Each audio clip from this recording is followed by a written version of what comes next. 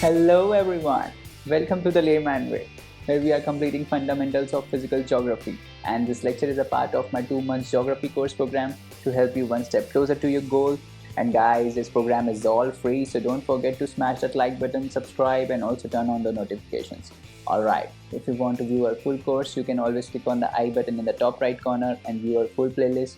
And guys, if you are following this program, do not forget to leave a comment down below about your progress in the course, guys, so that we can motivate one another. And let's get started.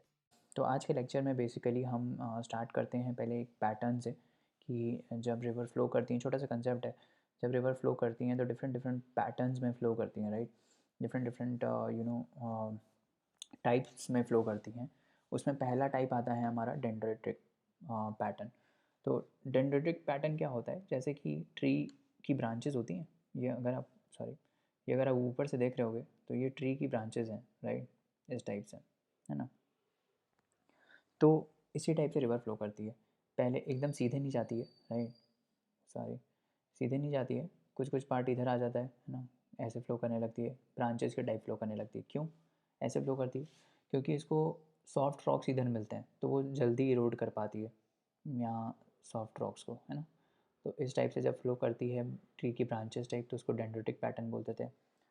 फिर एक होता है radial pattern. Radial pattern में क्या होता है कि जैसे मान लो एक माउंटेन है, ठीक है। अब माउंटेन से अगर रिवर ओरिजिनेट कर रही है और यहाँ पे प्रेसिपिटेशन हो रहा है, तो ज़रूरी थोड़ी है एक ही साइड से आए, वो डिफरेंट डिफरेंट साइड से आ सकती है ना। पूरा सिंगल पॉइंट ऑफ सोर्स से अलग अलग डायरेक्शंस में फ़्लो करती है, राइट। तो उसको हम बोलते हैं रेडियल पैटर्न। जैसे मान लो ये माउंटेन है, ठीक है, यहाँ से रिवर फ्लो कर रही है, कम ऑन, यहाँ से रिवर फ्लो कर रही है, ठीक है। तो ये डिफरेंट डिफरेंट पैटर्न्स में इस सिंगल सोर्स से डिफरेंट डिफरेंट जगह फ्लो करेगी, है ना, डिफरेंट डिफरेंट डायरेक्शंस में, हर डायरेक्शन में फ्लो करेगी। तो उसको हम बोल देते हैं रेडियल पैटर्न, राइट। सिंपल है, सब समझ में आ रहा है अभी तक। तीसरा आता है रेक्टेंगुलर पैटर्न। अब रेक्टेंगुलर क्यों बोल रहे हैं? रेक्टेंगुलर में क्या होता है? Rectangular is like this, right. Rectangular is कि ऐसे, ये तो रेक्टेंगल होता है, तो इसमें 90 डिग्री होता है ना। तो इसमें भी यही सेम चीज़ होती है। ये देखो, ये रिवर ऐसे फ्लो कर रही है ना, फिर 90 डिग्री पर टर्न आ जाता है, फिर 90 डिग्री पर टर्न आ जाता है, तो ये 90 डिग्री में फ़्लो करती है, ठीक है, क्योंकि इसको 90 डिग्री में सॉफ्ट रॉक मिलता है, ठीक है। ये डिफरेंट डिफरेंट पैटर्न्स हैं रिवर के फ़्लो करने के। तो इसका जो रिवर का फ़्लो होगा वो ऐसे कुछ होगा, ठीक है, ऐसे ऐसे फिर ऐसे, इस टाइप से फ़्लो होगा इसका, ठीक है। तो उसको हम बोल देते हैं रेक्टेंगुलर पैटर्न, राइट। जब रिवर 90 डिग्रीज़ में एक दूसरे से मीट करती हैं, जैसे ये रिवर जा रही है, फिर यहाँ पे आ गई, मान लो एक ट्रिब्यूटरी और है इधर, तो ये इससे 90 डिग्री पे मिलेगी, है ना, फिर ये ऐसे चलने लगेगी। तो इस टाइप से होता है कि इस पे जो अलग अलग स्ट्रीम्स होती हैं वो 90 डिग्री पे मिलती हैं मेन स्ट्रीम से, तो उसको हम बोल देते हैं रेक्टेंगुलर पैटर्न। फिर तीसरा आता है, चौथा आता है, सॉरी, ट्रेलिस पैटर्न। ट्रेलिस में क्या होता है? ट्रेलिस में भी सिमिलर चीज़ होती है, बट ये 90 डिग्री पे नहीं होती है। मान लो सेम चीज़ हो रही है, सॉरी, सेम चीज़ हो रही है बट ये 90 डिग्री पे नहीं हो रही। ऐसे कोई आके रिवर मिल रही है but let's say less than 90 पे मिल रही है, इस टाइप से। या फिर ये रिवर जा रही है तो ऐसे ऐसे चली गई, ठीक है। तो ये 90 पे नहीं मिल रही, बट ये सॉफ्ट रॉक को इरोड करते करते रैंडम पैटर्न में मूव कर रही है, इधर ऐसे ऐसे। देखो, तो ये मान लो रिवर इधर से आ रही थी, ठीक है, अब इसको सॉफ्ट रॉक इधर मिल गया, ठीक है। ये हार्ड रॉक था, ये हार्ड रॉक्स हैं, ठीक है, ये लेयर्स हैं हार्ड रॉक्स की, और ये सॉफ्ट रॉक है। तो रिवर की कोशिश क्या करेगी, मेन मेन स्ट्रीम तो ये है, बट जनरली रिवर क्या कोशिश करती है कि साइड में इरोड करते रहती है, ठीक है। तो जब अब साइड में इरोड करती रहेगी तो सॉफ्ट रॉक को इरोड कर देगी, तो यहाँ से एक और स्ट्रीम निकल जाएगी, ठीक है, फिर यहाँ पे आएगी, फिर यहाँ पे और स्ट्रीम निकल जाएगी। तो ऐसे सॉफ्ट रॉक्स को इरोड करते करते अलग अलग स्ट्रीम्स निकल जाती हैं इसकी, ठीक है, इस टाइप से। मेन स्ट्रीम यही है, ठीक है, मेन स्ट्रीम यही चल रही है, बट डिफरेंट डिफरेंट ट्रिब्यूटरीज इसकी आ जाती हैं जो सॉफ्ट रॉक को इरोड करती रहती हैं, है ना। तो उसको, उस पैटर्न को हम बोलते हैं क्या? Trellis pattern. समझ में आ गया? इसको हम बोलते हैं ट्रेलिस पैटर्न। तो ये 4 टाइप के पैटर्न है, कभी कभार पूछ लेते हैं, तो पता होना चाहिए, है ना। तो अब देखते हैं कि रिवर रीजनरेशन क्या होता है। तो सबसे पहले इस कंसेप्ट को समझने के लिए इस वर्ड को समझो। कोई भी कंसेप्ट अगर समझना हो ना, तो सबसे पहले उसका वर्ड समझा करो कि उस वर्ड का मतलब क्या है। लिटरल मीनिंग देखा करो, ना कि उस कंटेक्स्ट में क्या मीनिंग है। तो जैसे रीजनरेशन जो होता है ना, उसका लिटरल मीनिंग होता है कि नया कर देना। अगर मैं लिटरल मीनिंग इसका देखूँ तो इसका मतलब होता है रीजनरेट। रीजनरेट मतलब फिर से नया हो गई कोई चीज़, फिर से नई हो गई कोई चीज़, है ना। जैसे वो होता है ना, जैसे आप मार्केट में सामान लेने जाते होगे तो एक ऐसा कंसेप्ट होता है refurbished. Refurbished is also same thing कि भाई कोई सेकंड हैंड आइटम था, उसको हमने अच्छे से करके उसको नया बना दिया, ठीक है, तो उसको हम बोलते हैं रीफर्बिश्ड। तो वैसे ही रीजनरेशन सेम चीज़ है, रीजनरेशन भी सेम चीज़ होती है, being new again. New again मतलब कि बीइंग यंग अगेन। तो रिवर के कंसेप्ट में इसका मतलब हो जाएगा बीइंग यंग अगेन, और वैसे इसका मतलब होता है, लिटिल मीनिंग होता है कि नया जैसा हो जाना, नई जैसी हो जाना। तो अब रिवर के कंसेप्ट में इसका क्या मतलब होगा? रिवर नई जैसी होगा का क्या मतलब हुआ? रिवर नई जैसी कब होती है? जब माउंटेन से ओरिजिनेट होती है ना। अब माउंटेन से जब ओरिजिनेट होती है तो रिवर का यूथ स्टेज होता है या फिर यंग स्टेज होता है ना। तो इसको हम बोल देते हैं बीइंग यंग अगेन। रिवर के कंसेप्ट में इसका मतलब होता है बीइंग यंग अगेन, क्योंकि वो नए जैसी हो गई। अब अब अगर आपको ये वर्ड का मतलब समझ में आ गया तो कंसेप्ट बहुत ही ईजी है इसका, ठीक है। अब बीइंग यंग अगेन का क्या मतलब हुआ? अब देखो, समझो इसको। रिवर हमारी माउंटेन से आ रही थी, ठीक है, रिवर ऐसे ऐसे फ्लो कर रही थी, और फिर यहाँ पे ये सी में एम्प्टी होती है। एट दी एंड क्या होता है?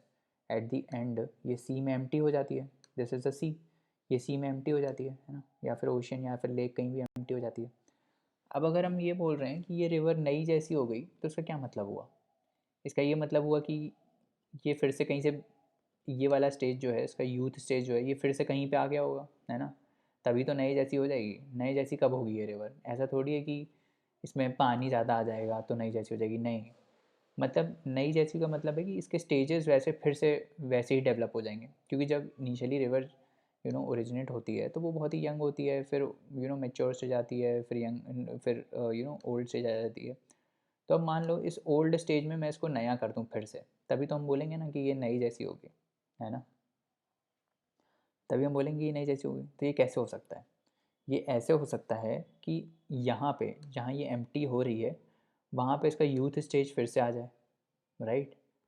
सही है, कंसेप्ट सही है कि भाई ये नई जैसी कब हो जाएगी? जब ये जहाँ एम्प्टी हो रही है, जहाँ पे ये रिवर एंड हो रही है, वहाँ पे फिर से ऐसे ही आ जाए, मतलब ऐसे ही ग्रेडियंट आ जाए, ऐसे ही वो फिर से ओरिजिनेट हो, है ना, और फिर से चले, फिर से मेच्योर ओल्ड से जाए, मेच्योर से जाए, फिर ओल्ड से जाए। इस टाइप से होगा तभी तो हम बोलेंगे कि ये यंग जैसी हो गई है फिर से, है ना। तो अब मेरे को ये बताओ कि ये जो यहाँ पे जहाँ पे ये एम्प्टी हो रही है, यहाँ पे ये नए जैसी कैसे हो सकती है? क्योंकि ये तो एम्प्टी हो रही है, यहाँ पे तो ग्रेडियंट कैसे आएगा? ग्रेडियंट ऐसे आ सकता है कि जहाँ ये एम्प्टी हो रही है, राइट, मान लो ये रिवर थी और ये सी था यहाँ तक, ठीक है। तो ये जब यहाँ पे एम्प्टी हो रही है और ये आपका स्लोप है, ये जब यहाँ पे एम्प्टी हो रही है तो ये पानी जो है वो और नीचे चला जाए, है ना। मान लो ये पानी अगर नीचे चला गया तो ये फिर से इसको ग्रेडियंट मिल गया एक, फिर से ये ग्रेडियंट मिल गया और फिर से वही सिस्टम स्टार्ट हो जाएगा। तो कुल मिला के बात ये है, फिर से समझो, कुल मिला के बात क्या है कि ये माउंटेन है, यहाँ से जब रिवर आती है तो पहले जो यहाँ से ओरिजिनेट होती है, हमने पढ़ा था पिछले लेक्चर में कि ग्रेडियंट होता है, उस वजह से ये वर्टिकल कोरोजन करती है, बहुत ज़्यादा प्रेसिपिटेशन होता है ना, वहाँ से पानी आता है और फिर ऐसे ऐसे डिफरेंट स्टेजेस में जाके नीचे गिरती है, ठीक है। अब मैं यही बात आपसे बोल रहा हूँ कि जब जहाँ ये एम्प्टी हो रही है, वहाँ पे मेरे को उसको फिर से नया जैसा करना है। तो अगर मेरे को फिर से इसको नया जैसा करना है तो मैं क्या करूँगा, इस पानी का लेवल नीचे कर दूँगा। जनरली क्या होता है, स्लोप होती है ऐसी, है ना, यहाँ पे रिवर एम्प्टी करती है, इसको कॉन्टिनेंटल शेल्फ बोलते हैं हम, है ना। तो जब अगर मैं पानी को इधर से, इसको इधर मान लो कर देता हूँ, तो ये फिर से जो ये चीज़ है, ये ग्रेडियंट बन गया, है ना। ये जब ग्रेडियंट बन गया तो फिर से रिवर वैसे ही स्टार्ट करेगी, पानी तो क्योंकि है इसमें, फिर से ये करोड करना स्टार्ट करेगी धीरे धीरे धीरे, फिर से स्टेजेस आएंगी इसकी, और फिर एंड में यहाँ एम्प्टी हो जाएगी, है ना। तो यही कंसेप्ट होता है रीजनरेशन का। मतलब कि जहाँ पे ये एम्प्टी हो रही है, ये मान लो पहले, सबसे पहले ये सीधा था, है ना, ऐसे meandering करके आ रही थी और यहाँ एम्प्टी हो रही थी लेक में। अब क्या हुआ, लेक का पानी यहाँ से इस सरफेस से नीचे चला गया, इधर चला गया, मान लो ऐसे हो गया, ये नीचे चला गया। तो जहाँ पे ये एम्प्टी हो रही थी, यहाँ से फिर से इसका ग्रेडियंट स्टार्ट होगा, फिर से ये करोजन स्टार्ट करेगी और फिर से meandering करती हुई नीचे जाएगी और फिर लोअर कोर्स आएगा और फिर ये एम्प्टी हो जाएगी। तो यहाँ से लेकर यहाँ तक ये रिवर क्या हो गई, ये रिवर हो गई रीजनरेट, है ना। क्योंकि ये फिर से इसका यहाँ से यूथ स्टेज स्टार्ट हुआ, फिर से ये मैच्योर स्टेज आएगा, फिर से ये लोअर कोर्स और ओल्ड स्टेज आ जाएगा, ठीक है। समझ में आ रहा है ना, कोई कंसेप्ट समझ में आ रहा है कि नहीं? तो इस टाइप से होता है, ठीक है। अब जो ये पुराना वाला प्लेन है ना, इसको हम क्या बोलेंगे, old flood plain. Definitely old है तो ओल्ड फ्लड प्लेन बोलेंगे।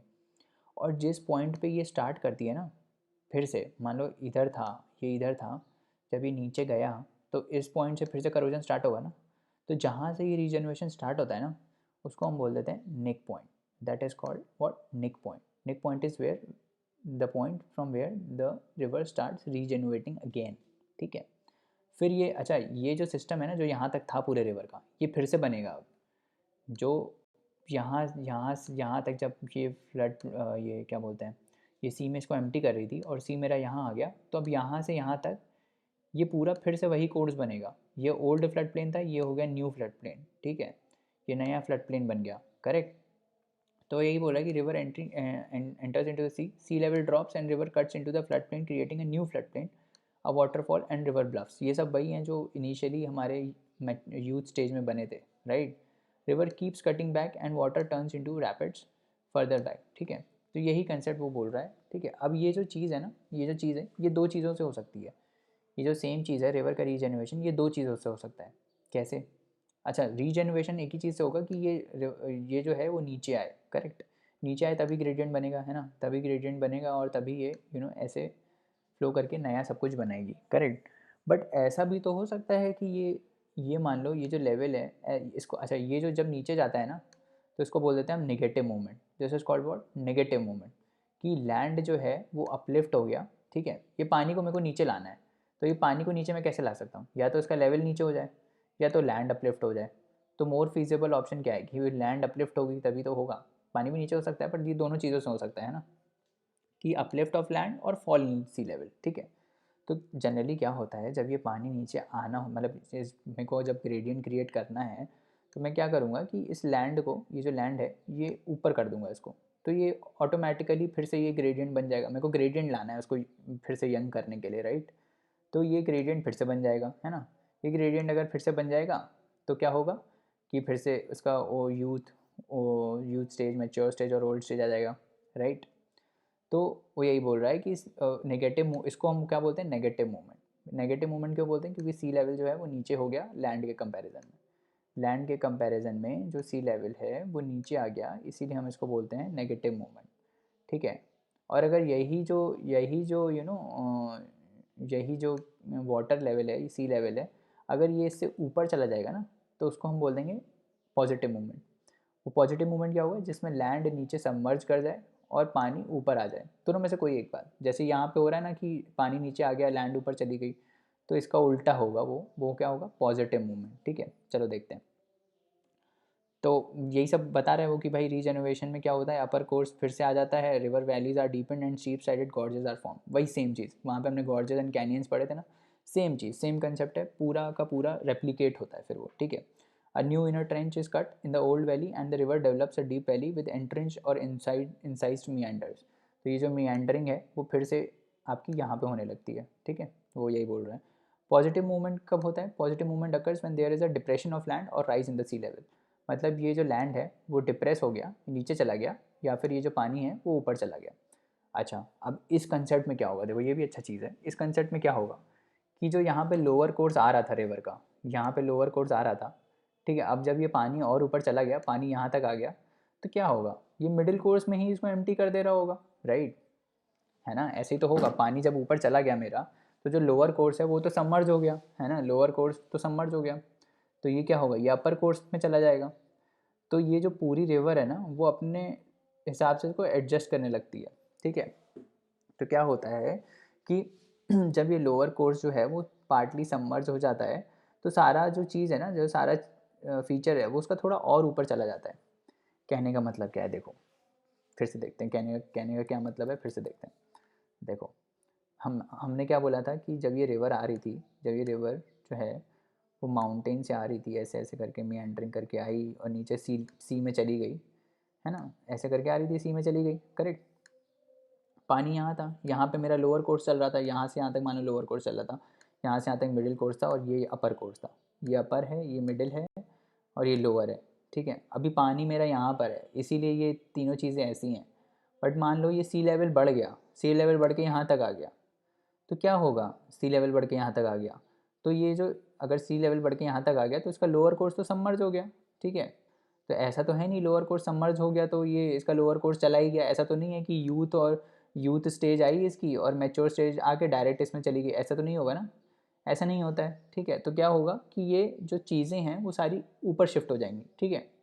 तो क्या होगा कि मान लो पहले रिवर ऐसे आ रही थी, ठीक है, मान लो रिवर ऐसे आ रही थी और इसका अपर कोर्स यहाँ तक था, मिडिल कोर्स यहाँ तक था और लोअर यहाँ पे था, ठीक है।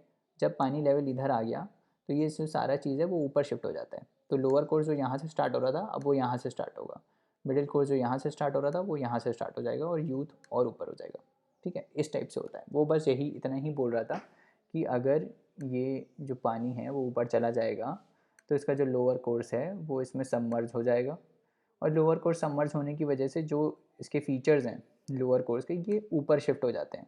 मतलब ये मिडिल कोर्स में आ जाते हैं और मिडिल कोर्स अपर में चला जाता है और अपर थोड़ा और ऊपर चला जाता है। समझ में आ रहा है बात? वो यही बोल रहा है बस कि लोअर कोर्स ऑफ रिवर में be partly in sea and features of deposition are shifted upwards to the middle course, ठीक है। और इसका अब आपको एक होमवर्क है कि आप क्या करना, पेज नंबर अगर जीसी लॉन्ग है तो पेज नंबर 45 पे ह्यूमन एस्पेक्ट्स ऑफ रिवर्स हैं। ये थोड़ा मतलब प्रीलिम्स ओरिएंटेड नहीं था इसलिए मैंने इसमें कवर नहीं किया है, ये आप थोड़ा अपनी नॉलेज के लिए पढ़ सकते हो, मेंस आंसर राइटिंग में काम आ सकता है, ठीक है। तो ये एक बार खुद से पढ़ लेना क्योंकि इसमें कुछ समझाने वाला चीज़ नहीं है, ठीक है। There is nothing to explain, ये नॉर्मल सी चीज़ है, आर्टिकल टाइप्स को पढ़ लेना, ठीक है। तो आई गेस कंसेप्ट समझ में आ गए होंगे कि रिवर रीजनरेशन कैसे होता है ना। अगले लेक्चर में हम नया लैंडफॉर्म स्टार्ट करेंगे जो है ग्लेशिएशन का, कि ग्लेशियर्स के थ्रू कैसे लैंड शेप होता है, ठीक है।